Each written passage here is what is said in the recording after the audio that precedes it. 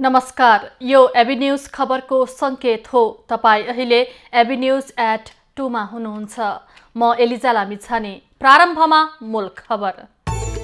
खोटाङको मार्तिम बिर्तालाई केन्द्रबिन्दु बनाएर 6 म्याग्निट्युडको भूकम्प। खोटाङ र भोजपुरमा 6 घर भत्किए।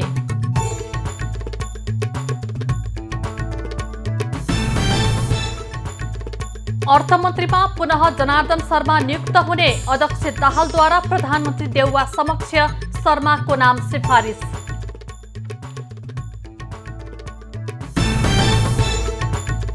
राष्ट्रिय गौरवको सुनकोशी मरिन डाइभर्सन आयोजनाको निर्माण ठप्प। पारिश्रमिक बढाउन माग गर्दै मजदुर आन्दोलित।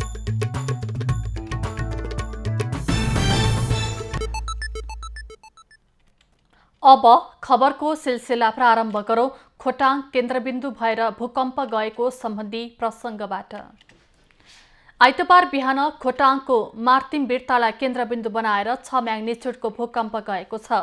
बिहान 8:13 मा भूकम्पको धक्का महसुस गरिएको राष्ट्रिय भूकम्प मापन तथा अनुसन्धान केन्द्रले जनाएको छ। खोटाङ केन्द्रबिन्दु भएर गएको भूकम्प 72 सालमा गएको विनाशकारी महाभूकम्पको पराकम्प नभएर नयाँ भूकम्प रहेको केन्द्रले जनाएको छ। भूकम्पको धक्का खोटाङ, सिन्धुपाल्चोक, काठमाडौँ लगायत पूर्वी नेपालका विभिन्न स्थानमा महसुस गरिएको छ। धक्का महसुस गरिएसँगै विराटनगर, धरान, उदयपुर, खोटाङ, भोजपुर लगायत आसपासका जिल्लामा भागदौड मचिएको थियो। भूकम्पबाट खोटाङको साकेला र हलेसी, तुवाचुङ तथा भोजपुरको टक्सारमा 6 घर भत्किएका छन्। यसअघि साउन 9 गते सिन्धुपाल्चोकको हेलम्बु केन्द्र बनाएर 4.7 म्याग्निट्युडको भूकम्प गएको थियो।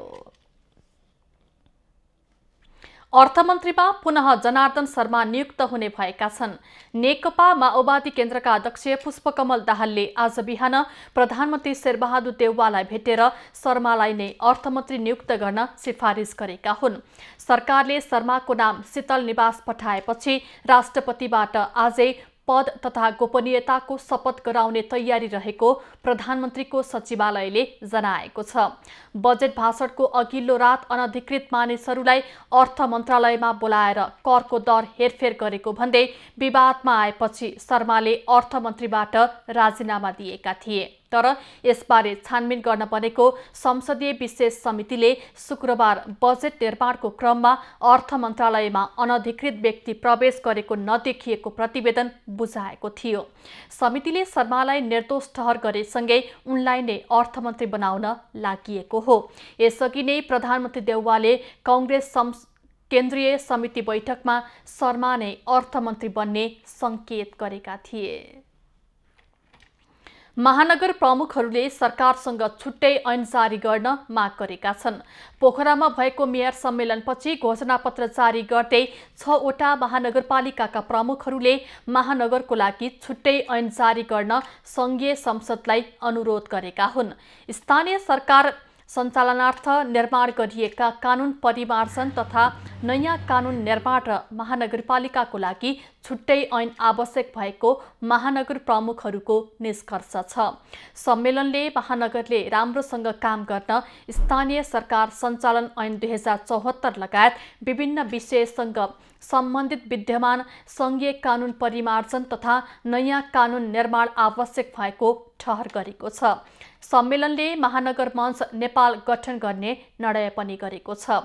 मञ्चले महानगरका विशिष्ट प्राकृतिक, सांस्कृतिक एवं सामाजिक, भौगोलिक चरित्र एवं समस्या र सम्भावनाहरूलाई सम्मान र सम्बोधन गर्ने बताइएको छ।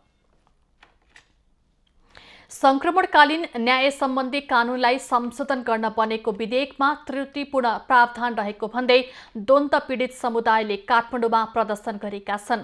काठमाडौँको माइतीघरमा नेपाल माओवादी पीडित संघ, द्वन्द्व पीडित समुदाय र नागरिक समाजले विधेयकमा पीडकलाई उन्मुक्ति दिने प्रावधान रहेको भन्दै पीडितलाई न्याय हुने गरी कानून बनाउन माग गर्दै प्रदर्शन गरेका हुन्। सर्वोच्च अदालतको फैसला अनुसार केही प्रावधानहरू संशोधन गर्नुपर्ने माग हामीले राखिरहेको अवस्थामा अहिलेका कानुन मन्त्रीले जुन विधेयक संसदमा प्रस्तुत गर्नुभएको छ त्यो विधेयक नितान्त पीडकमुखी छ र गम्भीर मानवाधिकार उल्लङ्घनमा संलग्न व्यक्तिहरूलाई पनि माफी दिने किसिमले ल्याइएको विधेयक छ। नयाँ कानुनहरूले आफूहरू थप पीडामा पर्ने भएकाले विरोध गर्नु परेको उनीहरूको भनाइ छ। मजदुरहरूको आन्दोलनले राष्ट्रिय गौरवको आयोजना सुनकोशी मरिन डाइभर्सन बहुउद्देश्य आयोजनाको निर्माण रोकिएको छ। न्यूनतम ज्याला समेत नपाएको भन्दै मजदुरहरू आन्दोलित भएपछि 3 दिनदेखि काम रोकिएको हो। जिल्ला दर रेट अनुसारको न्यूनतम पारिश्रमिक आफूहरूले पाउनुपर्ने माग राख्दै शनिबारबाट मजदुरहरू काम ठप्प पारेर आन्दोलनमा उत्रिएका हुन्। सिन्धुलीको कमलाबाई नगरपालिका 2 कुसुमटार स्थित सुनकोशी मरिन डाइभर्सन आयोजनाको सुरुङ मार्गमा कार्यरत मजदुरहरूले ठेक्का पाएको चिनिया कम्पनीले जिल्ला दर रेट अनुसारको न्यूनतम ज्याला नदिएको उनीहरूको भनाइ छ। अध्यक्ष कामदारको 8 घण्टाको पारिश्रमिक 800 हुनुपर्नेमा 550 मात्रै दिएको मजदुरको भनाइ छ। दक्ष मजदुरलाई पनि 1000 दिनुपर्नेमा 700 मात्रै दिएको उनीहरूको भनाइ छ। सुरुङ खन्नको लागि प्रवेश मार्गमा 500 भन्दा बढी नेपाली मजदुरहरू कार्यरत रहेका छन्। आयोजनालाई सम्बोधन गरी 10 वटा माग राखी मजदुरहरू आन्दोलनमा उत्रिएका हुन्। उनीहरूले ओभरटाइमको रकम हुनुपर्ने, शनिबार तथा अन्य बिदाको दिनको हाजिरा पाउनुपर्ने, रात्रिकालीन कामको दोब्बर ज्याला हुनुपर्ने, श्रमिकहरूलाई काममा विभेद हुन नहुने, पुरानो कामदार हुँदाहुँदै नयाँ राख्न नपाउने र खाना र पानीको व्यवस्थाको माग गरेका हुन्। प्राथमिक उपचार र दुर्घटना बिमाको व्यवस्था हुनुपर्ने माग समेत उनीहरूको छ। ठेकेदार कम्पनीले मजदुरहरूसँग वार्ता गरेर जिल्ला दर रेट अनुसारको पारिश्रमिकको व्यवस्था गर्ने पहल भइरहेको प्रशासनले जनाएको छ। सुनकोशी नदीको पानी सुरुङबाट मरिन खोलामा खसाली तराईका खेतीयोग्य जमिनमा पुर्याउने सरकारको योजना छ।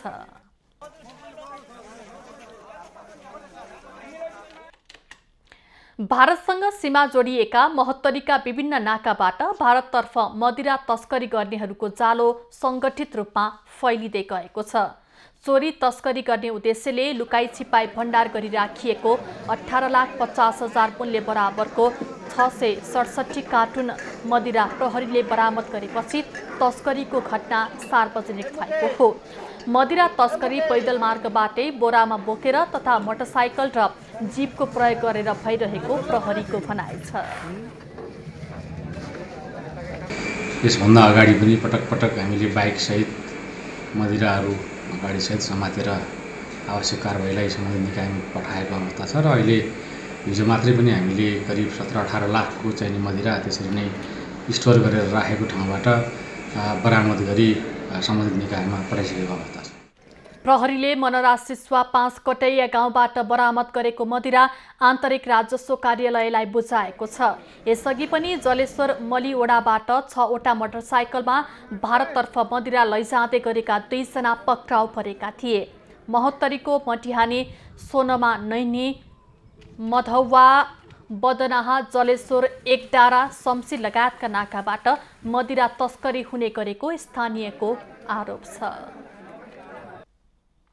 काठमाडौँ महानगरपालिका 24 हनुमान ढोका दरबार परिसरमा रहेको मक्खन पशुपतिनाथमा आज रुद्राभिषेक गरिएको छ।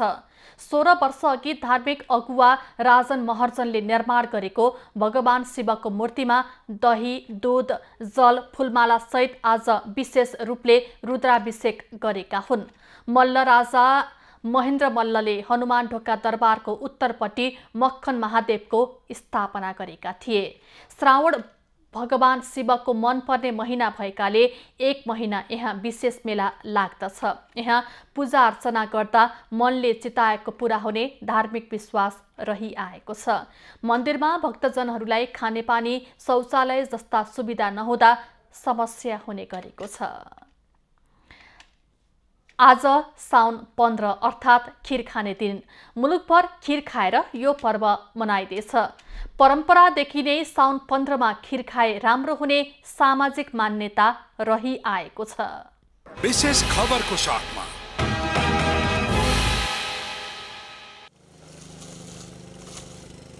कृषि प्रधान देश नेपालमा साउन 15 अर्थात् खीर खाने दिनको आफ्नै महत्त्व छ। साउन महिनामा रोपाइँ सकिने भएकाले किसानहरू फुर्सदिला हुन्छन्। यस महिनामा हरिया घाँस पाइने भएकाले गाई भैँसीले प्रशस्त दूध दिन्छन्। फुर्सदिलो समय र दूध प्रशस्त पाइने भएकाले साउनमा खीर खाने चलन रहिआएको बताइन्छ। रुखको डाले घाँस भए पनि तल जमिनको घाँस भए पनि प्रशस्त हुने भएको हुनाले गाईको दूध बढी हुन्छ असार साउनमा। र त्यो कामले पनि उहाँहरूले यो जुन भनौँ साउनको 15 भनेर हाम्रो यता कृषि प्रमुख पेसा धान रोप्ने पनि सिद्धिसकेको हुने र दुध पनि बढी हुने हुनाले त्यो दुधलाई एउटा विभिन्न पकवानहरूमध्ये खीर चाहिँ पवित्र पनि मानिने, चोखो पनि मानिने, पौष्टिक पनि हुने, मिठो पनि हुने, यसका विभिन्न गुणहरू भएको हुनाले साउनमा चाहिँ यसरी यो खीर खाने चलन चलाएको देखिन्छ। साउन महिनामा व्रत बसी भगवान शिवको पूजा आराधना गरिने भएकाले माछा मासु खानु हुन्न भन्ने मान्यता रहेको छ।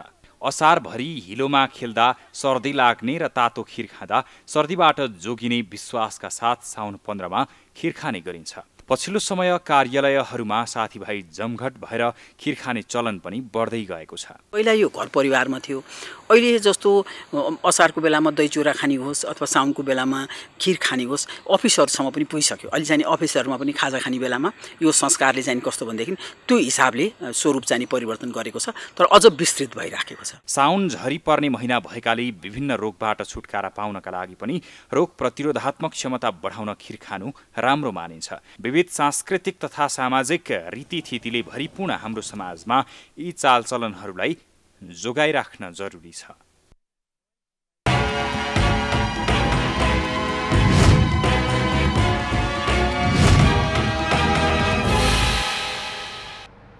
खबरको सिलसिला अझै जारी छ, हामी सँगै रहनुहोला।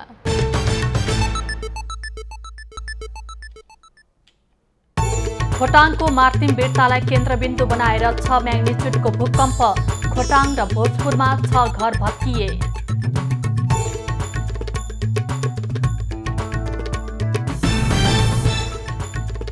अर्थमन्त्रीमा पुनः जनार्दन शर्मा नियुक्त हुने अध्यक्ष दाहालद्वारा प्रधानमन्त्री देउवा समक्ष शर्माको नाम सिफारिस।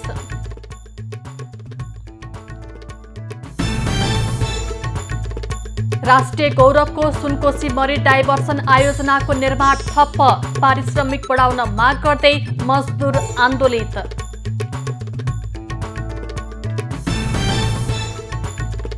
इराकको संसद दोस्रो पटक सिया नेता मुक्तता समर्थकको कब्जामा, प्रधानमन्त्री मुस्तफाले राजीनामा नदिएसम्म पछि नहट्ने अडान। र साफ U20 च्याम्पियनसिपमा नेपाल आज साबिक विजेता भारतसँग भिड्दै लगातार तेस्रो जित निकाल्ने नेपालको लक्ष्य।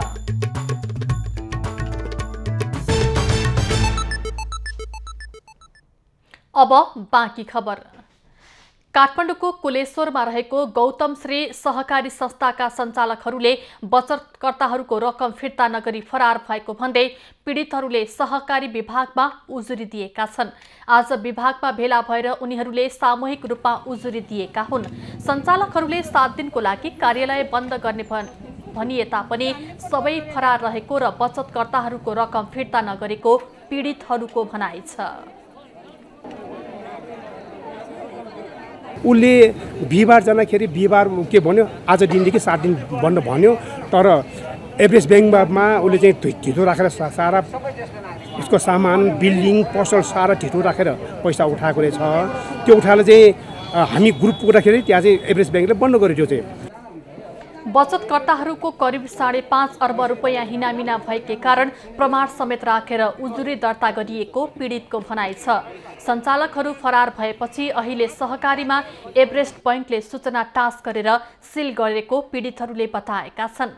सहकारी विभागले विभागको चल अचल सम्पत्ति रोका गर्न अनुरोध गरेर प्रहरी प्रधान अनुसन्धान कार्यालयलाई पत्रचार भइसकेको जनाएको छ।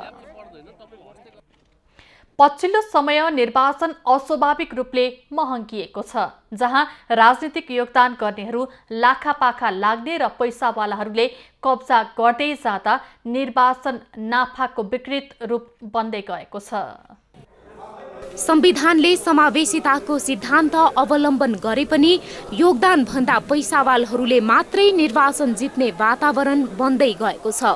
राजनीतिमा पैसावालहरूको जबरजस्त प्रवेशले निर्वाचन महँगो मात्र होइन भ्रष्टाचारलाई थप प्रोत्साहन गरेको नागरिक अगुवा बताउँछन्। नेताहरूले पनि दलहरूले पनि त्यस्ता मान्छेहरू लगानी गरेर नीति निर्माण तहमा पुग्ने बाटोलाई रोक्नुपर्छ। हाम्रा मान्छेहरू पाखा लाग्दै गएका छन् र अस्वाभाविक ढङ्गले नयाँ मान्छेहरू पैसा खर्च गरेर अपराधबाट सङ्कलन गरेको पैसा खर्च गरेर निर्वाचनमा जान लागेका छन्। यो चाहिँ दुःखद। राजनीति विशुद्ध सेवा हो जहाँ जनतालाई राज्य भएको अनुभूति गराउने दायित्व राजनीतिज्ञको हो। राजनीतिक दल जनताको सेवामा भन्दा बिचौलिया मुखी बन्दै गएका छन्। पैसावालले दल कब्जा गरी उम्मेद्वारको टिकट हत्याउँछन् र पैसै खर्च गरेर निर्वाचन जित्छन्।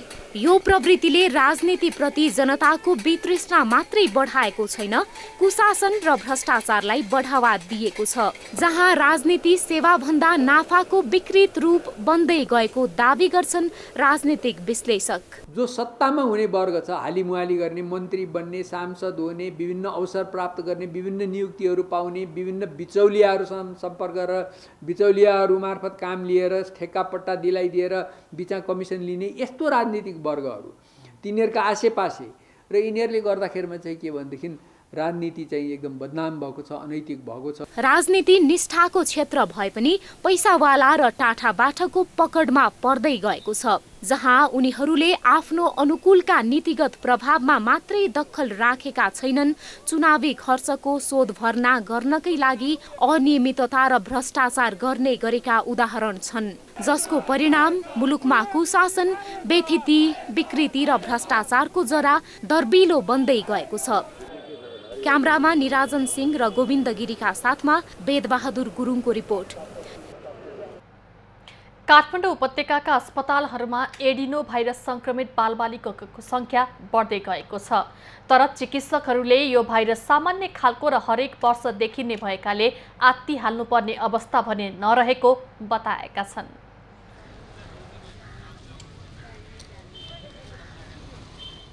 एडिनो भाइरस यस्तो भाइरस हो जसले आँखा, फोक्सो नली, आन्द्रा, पिसाब नली, स्नायु प्रणाली आदिमा संक्रमण गराउन सक्छ। पछिल्लो समय काठमाडौँ उपत्यकाका अस्पतालहरूमा एडिनो भाइरसबाट संक्रमित भएका बालबालिकाको संख्या बढी देखिन थालेका छन्। कान्ति बाल अस्पताल लगायतका अस्पतालमा ज्वरो, रुगाखोकी, पातलो दिशा आउने, आँखा रातो हुने, पेट दुख्ने समस्या लिएर उपचार गर्न आउने बालबालिकाको संख्या केही हप्तादेखि बढिरहेको छ।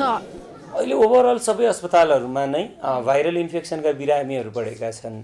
एज अ रुल नै अब धेरै भाइरसेसहरूमध्ये एउटा एडेनो भाइरस पनि हो। कान्तिमा चाहिँ यो बच्चाको नम्बर चाहिँ भाइरल इन्फेक्सन धेरै बढेकै छ। एडिनो भाइरस सिजनल फ्लू जस्तो त्यति कडा हुँदैन, तर यसको संक्रमण भएपछि आँखा रातो हुने, आँखा पाक्ने, पेट दुख्ने, पखाला लाग्दछ, साथै अलिअलि नाकबाट पानी आउने, रुघा लाग्ने खालका समस्या र एक सातासम्म पनि ज्वरो कम नहुने जस्ता लक्षण देखिन्छ। तर यो भाइरस सामान्य खालको भएकाले आत्तिनु पर्ने वा त्रसित हुनुपर्ने अवस्था भने नभएको चिकित्सक बताउँछन्। हामीले चाहिँ हाम्रो आमा बुवाहरू चाहिँ हो कि हो कि नयाँ भाइरस हो कि समस्या पो हुने भनेर आत्तिनुहुन्छ। यद्यपि हामीले फेरि जुन स्वास्थ्य सम्बन्धी सेवा प्रदान गर्ने मान्छेहरूले चाहिँ नयाँ कुरा यस्तो देखिएपछि चाहिँ हामीले डिस्कस गर्नुपर्ने हुन्छ। त्यही आत्तिनुपर्ने कुरा छैन धेरै। यो भाइरसको पनि सर्ने तरिका अन्य भाइरसको जस्तै हो। व्यक्ति व्यक्तिको सम्पर्क, श्वास प्रश्वासको सम्पर्कको माध्यमबाट यो भाइरस सर्ने गर्छ। बालबालिकामा सर्ने अर्को तरिका भनेको उनीहरू समूहमा खेल्ने हुँदा खानेकुरा साटासाट गरेर खाँदा संक्रमण सजिलैसँग फैलिन सक्छ। बाढी र नदी कटानको कारण कैलालीको कैलाली गाउँपालिका 3 शिवरत्नपुरका 15 परिवार विस्थापित भएका छन्। नदी कटान बढेसँगै बस्ती डुबानमा परेपछि विस्थापित भएका उनीहरूले सुरक्षित बसोबासको माग गरेका छन्। कैलालीको कैलाली गाउँपालिका वडा नम्बर 3 स्थित मोहना नदी पारीको शिवरत्नपुर गाउँमा करिब 80 घर परिवारको बसोबास छ। भारतसँग सीमा जोडिएको शिवरत्नपुर गाउँ मोहना नदी कटानका कारण अहिले जोखिममा परेको छ। नदीले धार परिवर्तन गरेर गाउँमै पस्न थालेपछि 15 परिवार विस्थापित भएका छन् भने अन्य घरहरू पनि जोखिममा छन्। अहिलेको सालमा सर बाढी आयो, धेरै ठुलो बाढी आयो, गर्दै मेरो घरको नजिक आइपुग्यो सर। हामीहरूले त्यहाँबाट घर उखारेर यहाँ चौरमा ल्यायो। सरकारी सेवादेखि दैनिक उपभोग्य सामग्रीका लागि समेत मोहना नदीमा डुङ्गाको भर पर्ने यस गाउँका नागरिक नदी गाउँमै पस्न थालेपछि चिन्तित भएका छन्। करिब 4 दशकदेखि गाउँमा बस्दै आएका नागरिकले आफ्ना समस्याको दीर्घकालीन समाधान गरिदिन माग गरेका छन्। गाउँ नै जोखिममा परेपछि कैलाली गाउँपालिकाले माथिल्लो सरकारसँग व्यवस्थापनका लागि माग गरेको छ। गाउँलाई सुरक्षित स्थानमा सार्ने या बलियो तटबन्ध निर्माण गरेर दीर्घकालीन समाधान खोज्नका लागि प्रदेश र सङ्घ सरकारसँग सहकार्य गर्ने गाउँपालिकाको भनाइ छ। तपाईँले देखिराख्नुभएको छ यहाँ बस्तीले पुरा एकदमै जोखिममा छ र हामीले स्थानीय सरकार, प्रदेश सरकार र सङ्घ सरकारबाट यो बस्तीलाई हामीले कसरी व्यवस्थित गर्न सक्छौँ भनेर हामी समन्वय गर्दैछौँ। गाउँमा नदी पसेर बढेको जोखिमको सुदूरपश्चिम प्रदेश सभाको विधायन तथा प्रदेश मामिला समितिको टोलीले अनुगमन गरेको छ। टोलीले गाउँ जोखिममा परेको निष्कर्ष निकाल्दै प्रदेशको आन्तरिक मामिला तथा कानुन मन्त्रालयलाई तत्काल राहत उपलब्ध गराई दीर्घकालीन समाधान खोज्न निर्देशन दिएको छ। उहाँहरूको लागि तत्कालको लागि टेन्ट लगायतको अस्थायी बसोबासको व्यवस्थापन गर्ने कुराहरूदेखि अब निजी जग्गामा बस्नु भएको कारणले गर्दाखेरि उहाँहरूको तत्काल पुनर्स्थापनाको निमित्त हामी सरकारको ध्यान आकर्षण गर्न चाहन्छौँ। तत्काल जोखिमको समस्या समाधानसँगै गाउँको व्यवस्थापनका लागि दीर्घकालीन योजना बनाउन आवश्यक छ। विवेक नागरी, कैलाली। नेपालको कान्छो निकुञ्जको रूपमा चिनिने बाँके राष्ट्रिय निकुञ्जले छोटो अवधिमै बाघ संरक्षणमा फर्को मारेको छ। निकुञ्जले विभिन्न पूर्वाधारहरू तयार पारेपछि पर्यटनको लागि आकर्षणको केन्द्र समेत बन्न सफल भएको छ। बाँके राष्ट्रिय निकुञ्ज पर्यटनका लागि आकर्षणको केन्द्र बन्न थालेको छ। नेपालमा 100 गन्तव्यमा 57 स्थानमा पर्ने बाँके निकुञ्ज 2067 सालमा स्थापना भएको हो। बाघ संरक्षणका लागि स्थापना गरिएको बाँके निकुञ्जमा सन् 2013 मा गणना गर्दा 4 वटा बाघ थिए भने 2022 को गणनामा त्यो सङ्ख्या बढेर 25 पुगेको छ। जैविक विविधताको संरक्षण, बाघ र बाघको आहारा प्रजातिको संरक्षण, मध्यवर्ती क्षेत्रका प्राकृतिक स्रोतको नियमन र व्यवस्थापन तथा पर्यटनको प्रवर्धन गर्ने बाँके निकुञ्जको मुख्य उद्देश्य हो। हात्ती सारबाट हामीहरू हात्ती सफारी गर्न सक्छौँ, जङ्गल ड्राइभहरू गर्न सक्छौँ, अनि हामीहरू यो बर्ड वाचिङहरू गर्न सक्छौँ, ऱ्याफ्टिङ गर्न सक्छौँ। हाम्रो अब राप्ती नदीमा हामीहरू ऱ्याफ्टिङ पनि गर्न सक्छौँ। त्यसले गर्दाखेरि भविष्यमा पर्यावरणको सम्भावना बाँके राष्ट्रिय निकुञ्जमा राम्रो छ। 550 वर्ग किलोमिटर क्षेत्रफलमा फैलिएको बाँके निकुञ्जमा स्तनधारी चरा, सरीसृप प्रजाति पनि पाइन्छ।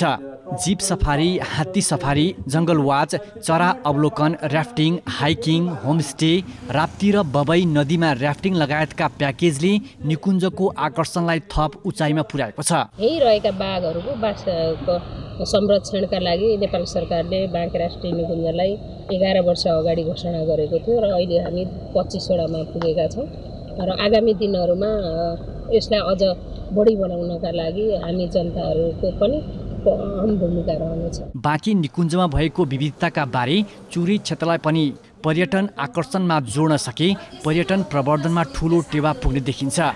नेपालगञ्ज ब्युरोको रिपोर्ट। बाजुराको सदरमुकाम मार्तडीसँगै जोडिएको बडीमालिका नगरपालिका वडा नम्बर 6 र 8 को बीचमा पर्ने बिरे खोला झरनालाई अवलोकन गर्ने र रमाउने आन्तरिक पर्यटकको ओइरो लाग्ने गरेको छ। सदरमुकाम मार्तडीबाट 6 किलोमिटर दूरीमा पर्ने बिरे खोला झरना हेर्ने आन्तरिक पर्यटकको पछिल्लो समय भिड लागेको हो।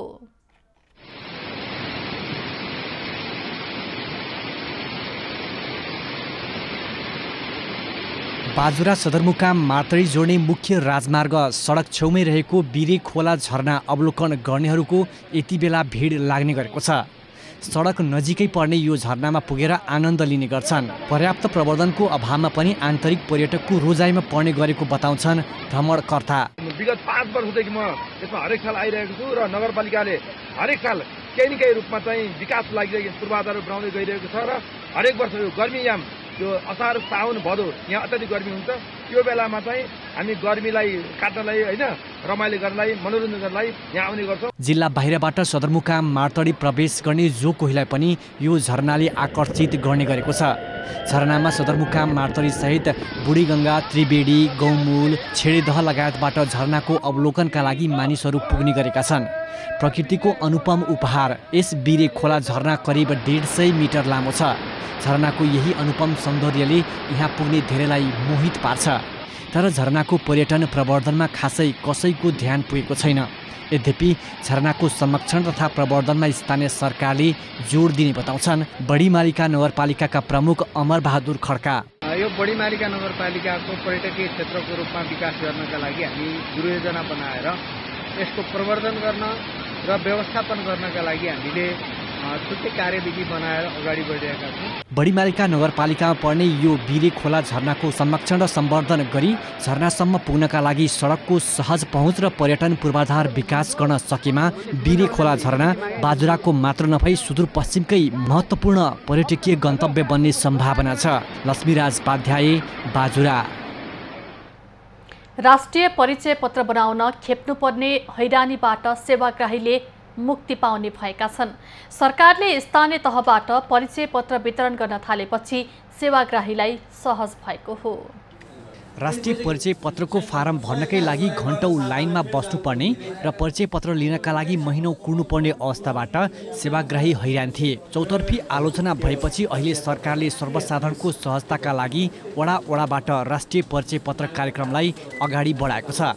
गृह मन्त्रालय अन्तर्गतको जिल्ला प्रशासन र इलाका प्रशासन कार्यालय मार्फत फर्म भर्ने तथा वितरण गर्नका लागि वडा-वडामा सुरु गरिएपछि सर्वसाधारणले समेत राहत महसुस गरेका छन्। यसरी वडामा नै आएर राष्ट्रिय परिचय पत्र वितरण गर्दा चाहिँ स्थानीय सरकार छ भन्ने अनुभूति चाहिँ हामीले अर्थात् मैले चाहिँ गर्ने मौका पाएको छु। वडा-वडाबाट परिचय पत्र वितरण गर्न सुरु गरिए पनि परिचय पत्र बनाउन अनावश्यक पर्ने कागजातबारे पहिले नै पर्याप्त सूचना प्रवाह नगर्दा भने सेवाग्राही अलमनमा परेका छन्। बनाउने भनेर चाहिँ यो हाम्रो यो मोबाइलमा हालेर यसको डकुमेन्टहरू यो चाहिन्छ भनेर भनिदिएको अवस्थामा चाहिँ यहाँ आएर के भन्दाखेरिमा त्यो सेवाग्राहीहरूले चाहिँ फर्किनुपर्ने अवस्थाहरू रहने थिएन। पहिलो चरणमा धरान उपमहानगरपालिकाको 1 देखि 10 वडाले परिचय पत्र वितरण गर्दैछन्। राष्ट्रिय परिचय पत्रलाई अनिवार्य गरिए पनि वितरणमा व्यवस्थित नहुँदा विगतमा सर्वसाधारणले हैरानी बेहोर्नु परेको थियो। परिचय पत्रको अहिले हाम्रो दिनको हामीले 120 जनालाई हामीले टार्गेट गरेर हामीले चाहिँ अहिले टोल वाइज छुटाएर हामीले गरिरहेका छौँ। हाम्रो कर्मचारी जुन उहाँहरू खटिरहनु भएको छ उहाँले 3टा कम्प्युटर 3टा सिफ्ट चलाएको छ। त्यो भएकोले सजिलो नै भइरहेको छ। अहिले वडा स्तरबाटै राष्ट्रिय परिचय पत्र वितरण सुरु गरेपछि सेवाग्राहीले राहत महसुस गरेका छन्। विनय प्रधान, धरान। खबरको सिलसिला अझै जारी छ, हामीसँगै रहनुहोला। अब पालो खास खबरको।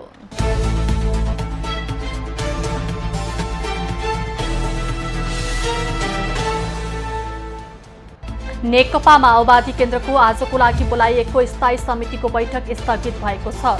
पोलिट ब्युरो र स्थायी समितिलाई पूर्णता दिने र केन्द्रीय विभाग गठन गर्ने एजेन्डामा छलफलको लागि बैठक बोलाइएको थियो। अध्यक्ष पुष्पकमल दाहाल जापान भ्रमण फर्किएपछि बैठक राखिने नेताहरूले बताएका छन्।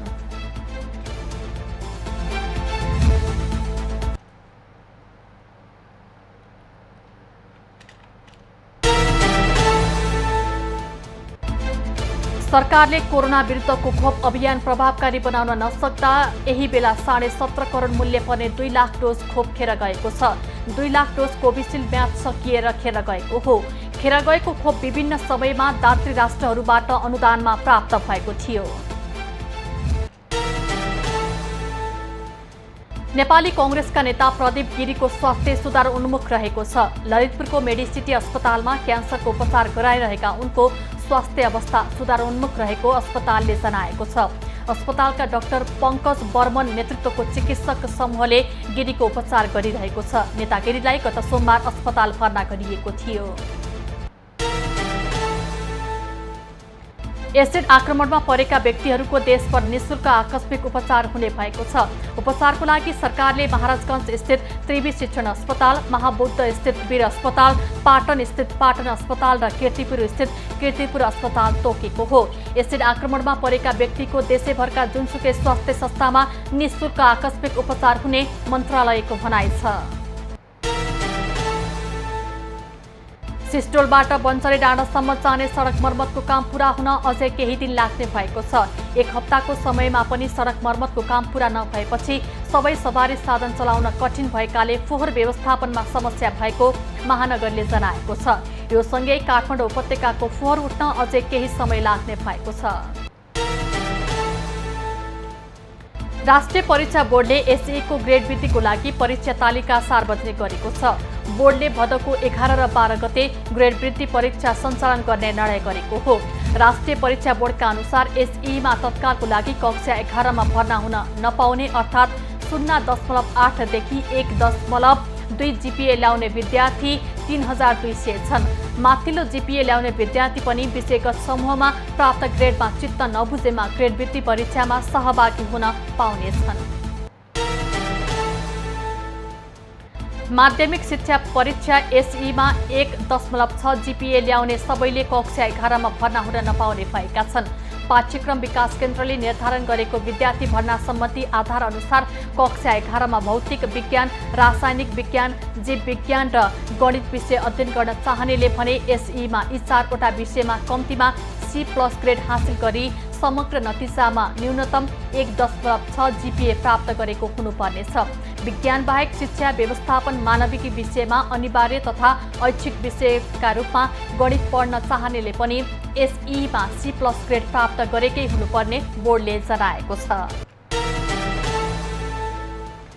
ट्राफिक प्रहरीले काठमाडौँ उपत्यकामा चल्ने 16वटा स्कुल बसलाई कारबाही गरेको छ।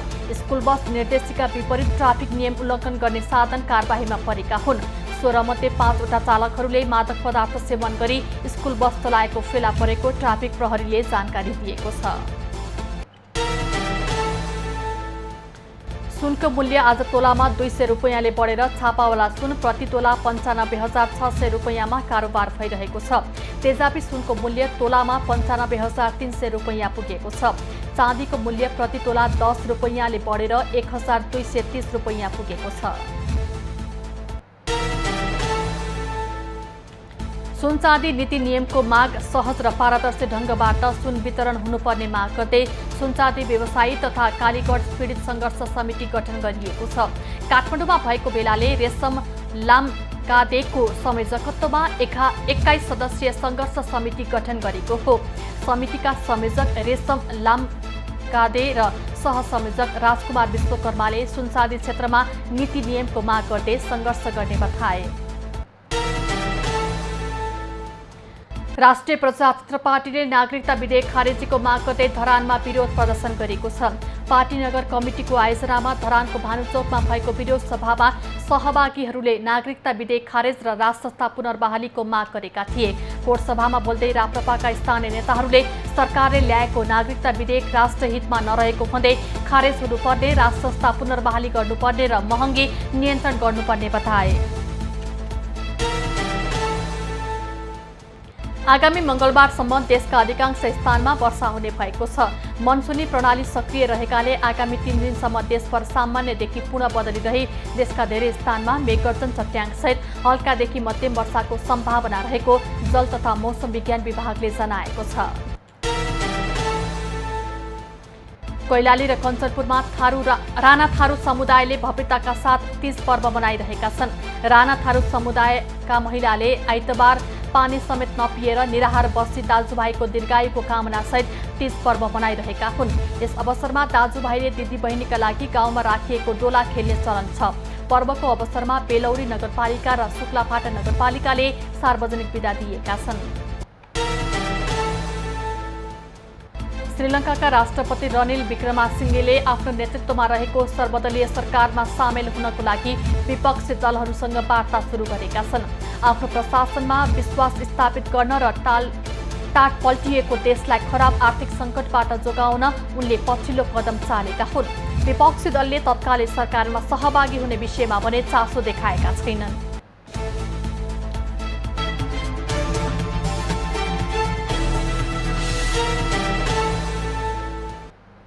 अब पालो एबी न्यूज एट मौसमको।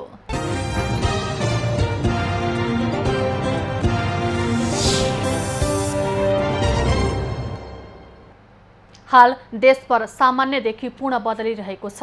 अपराह्न प्रदेश 1 बागमती गण्डकी र लुम्बिनी प्रदेशका 1-2 स्थानमा भारी वर्षाको साथै देशका धेरै स्थानहरूमा मेघगर्जनसहित हल्कादेखि मध्यम वर्षाको सम्भावना रहेको जल तथा मौसम पूर्वानुमान महाशाखाले जनाएको छ।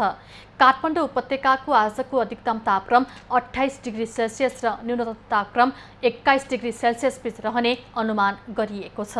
आज सूर्योदय बिहान 5:27 भयो भने सूर्यास्त साँझ 6:54 हुनेछ। आज देशभरको मौसम कस्तो रहला त हेरौं देशका विभिन्न स्थानको अनुमानित मौसमी अवस्था।